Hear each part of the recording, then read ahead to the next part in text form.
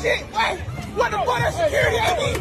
On a warm Miami night in May 2025, Antonio Brown, once one of the greatest receivers in NFL history, walks out of a celebrity boxing event. Minutes later, gunshots ring out. A man is bleeding from the neck, and AB is accused of attempted murder. Tonight, we break down exactly what happened, what the warrant says, AB's side of the story, and how he went from Dubai to a jail cell.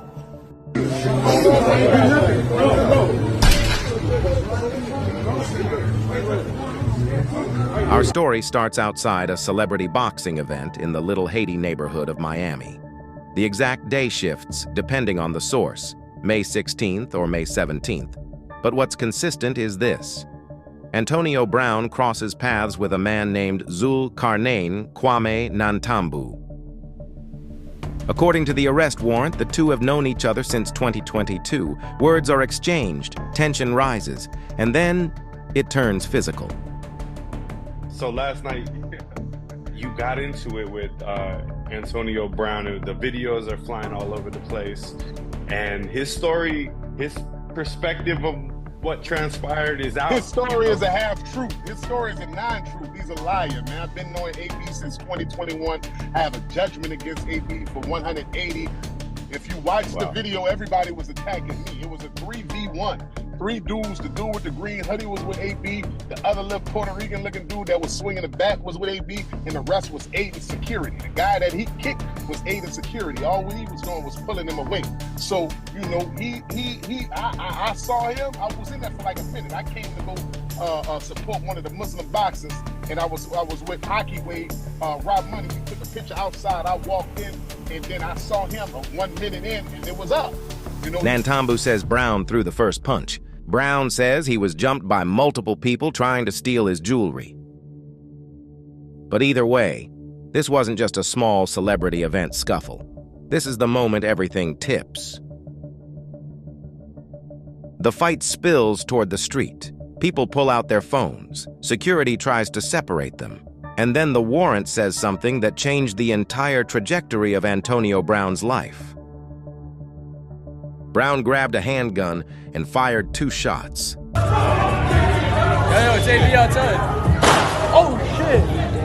Oh, shit! One of those shots allegedly grazed Nantambu's neck. Another man, a bystander, suffered a broken finger while trying to move out of the way. This is where the case becomes serious. Second-degree attempted murder with a firearm, a charge that carries up to 15 years in prison. Hours later, AB goes online. You can't take down AB. I can smile now, man.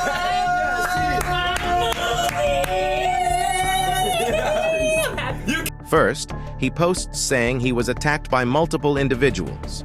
Then he suggests he grabbed his own gun, not a security guard's, and fired warning shots, not shots aimed at anyone. This case is grossly overcharged, Judge, and I can explain why. Let me also address what we're dealing with in terms of the facts. The alleged victim is a convicted felon. He's a fraudster. He alleged, and you can look in the arrest affidavit, it says possibly grazed by the bullet. Judge, he then went and interviewed, I can play it for you. He says that the scratch on his neck, which he's talking about, actually came from the melee that occurred while he was attacking my client before the shots rang out. So you're dealing with someone who also, by the way, was arrested during the Super Bowl for protesting, and he was resisting violently law enforcement. He's well known. You Google him, you see this. What does that have to do with the charges?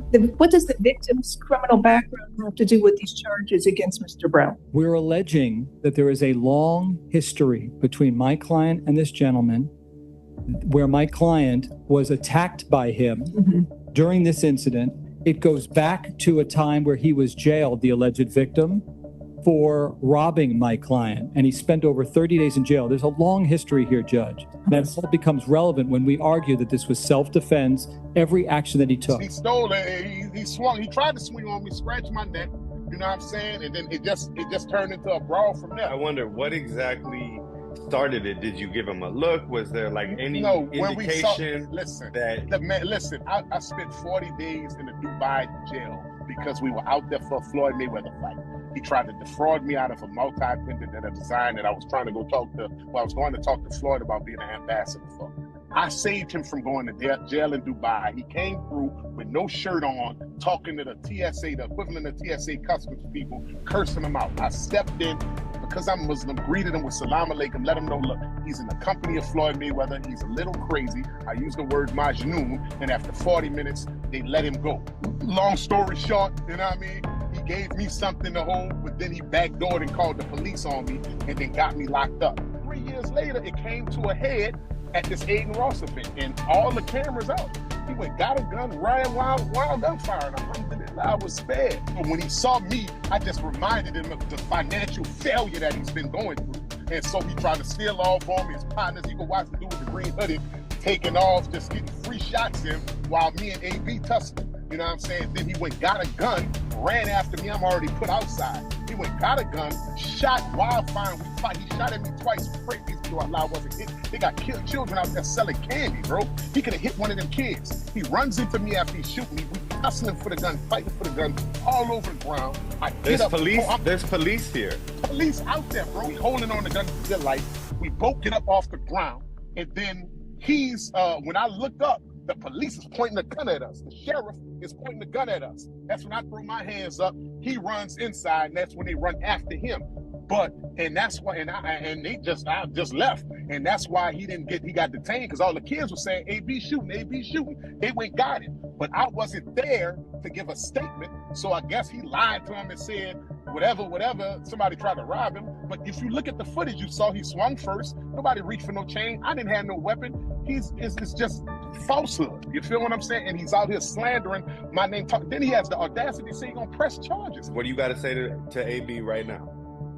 AB, your days are numbered.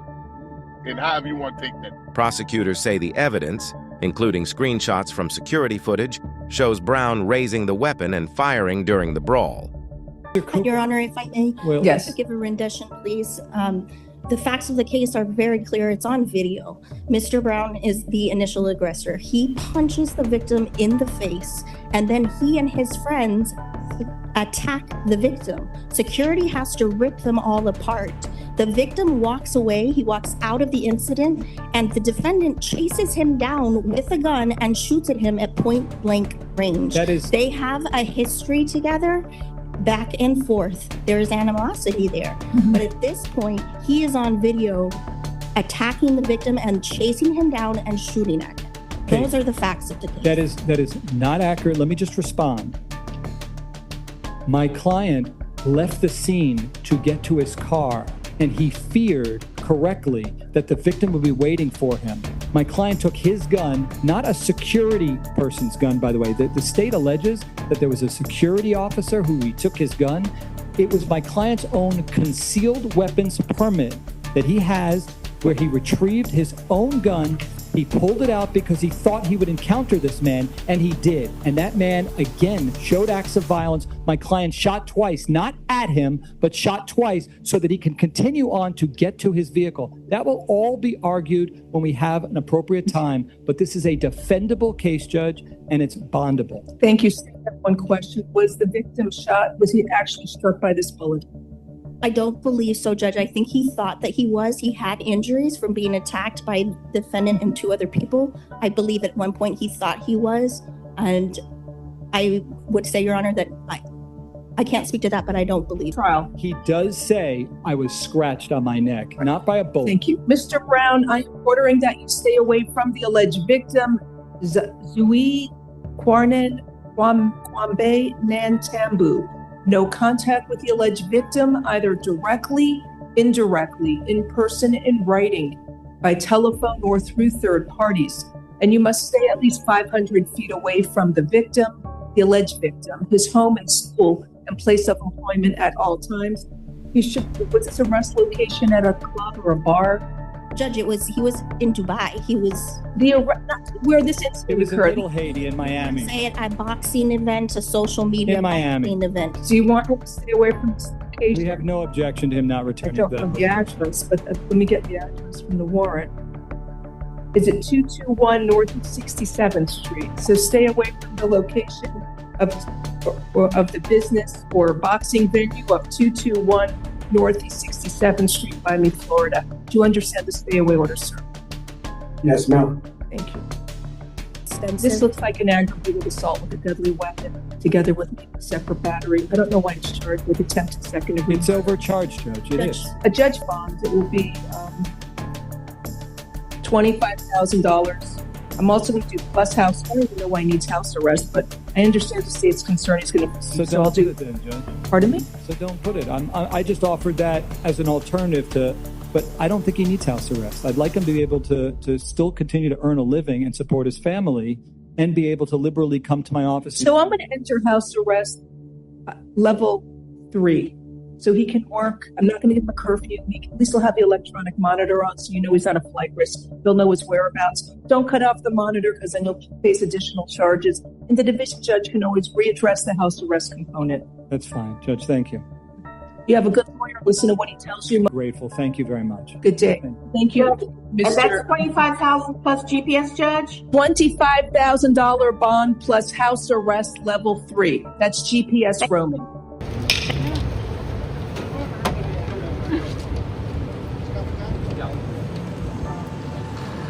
What's your order? What's good? You have your ankle bracelet on? As of right now, no trial date is set. Brown faces up to 15 years in prison if convicted, but his attorneys are signaling that this was self-defense and that they plan to challenge the warrant, the video evidence, and the witness statements. Meanwhile, Nantambu is recovering, and his lawyer says more charges could come depending on what investigators uncover. This case is still developing, and knowing Antonio Brown's history, this might only be the beginning. This is the trial room, and this is the Antonio Brown timeline. Hey. Plug talk. You're looking at the plug. Understand how the fuck my plug talk. Ooh, you know I got it. Brought to you by Daily Plug,